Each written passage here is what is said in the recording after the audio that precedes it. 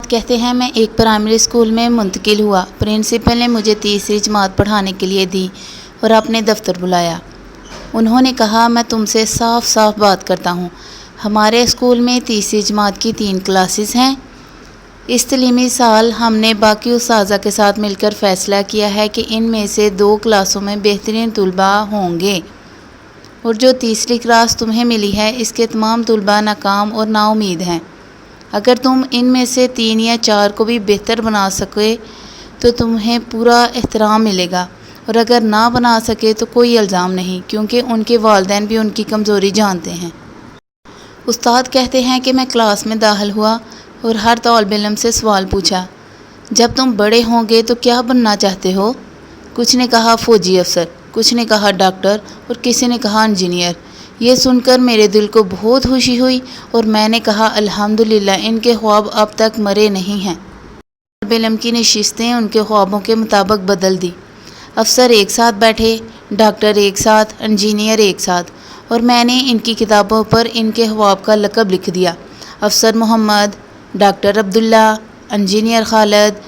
پھر میں نے اپنی تدریس کا آغاز کیا اور اپنے ذہن میں یہ بات بٹھا لی کہ یہ سب طلباء دوسرے بچوں کی طرح ہیں، یہ کمزور نہیں ہیں، یقیناً ان میں سے کوئی غلطی کرتا، کوئی سستی کرتا اور کوئی ہوم ورک نہیں کرتا وغیرہ۔ یہاں سزا دینے کی باری آئی، لیکن میری سزا مختلف تھی۔ میں انہیں نہیں مارتا تھا، بلکہ صرف ان کا لقب چھین لیتا تھا اور یوں ان کے خواب چھین لیتا تھا۔ پھر انہیں ایک خاص جگہ بٹھاتا تھا جسے ہم نے گلی کا نام دیا تھا۔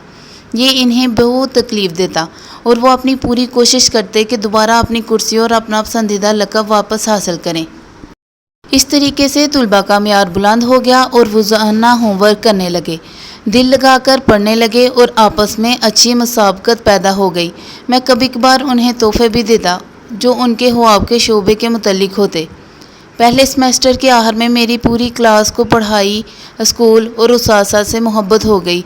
اب شاذ و نادر ہی کسی کو گلی میں بٹھانا پڑتا ہے۔ سال کے آخر میں الحمدللہ میری کلاس نے باقی دونوں کلاسوں کو بڑے فرق سے پیچھے چھوڑ دیا۔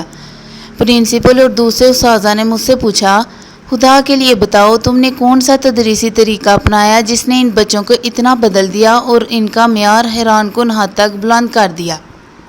تو میں نے جواب دیا، میرا تدریسی طریقہ اور انداز تمہارے جیسا ہی ہے، فرق صرف اتنا ہے کہ میں نے ہر طالب علم کو اپنے خواب کا دفاع کرنے پر لگا دیا۔ اس کہانی سے ہمیں بہت گہرا سبق ملتا ہے، وہ یہ کہ کبھی کسی بچے کو ناکام نہ سمجھو۔ خواب بچوں کی زندگی کا سرمایہ ہے، حوصلہ افزائی اور اعتماد مارنے سے زیادہ طاقتور ہے۔ اچھا استاد صرف علم نہیں دیتا، مقصد بھی دیتا ہے۔ تعلیم صرف کتابوں تک محدود نہیں۔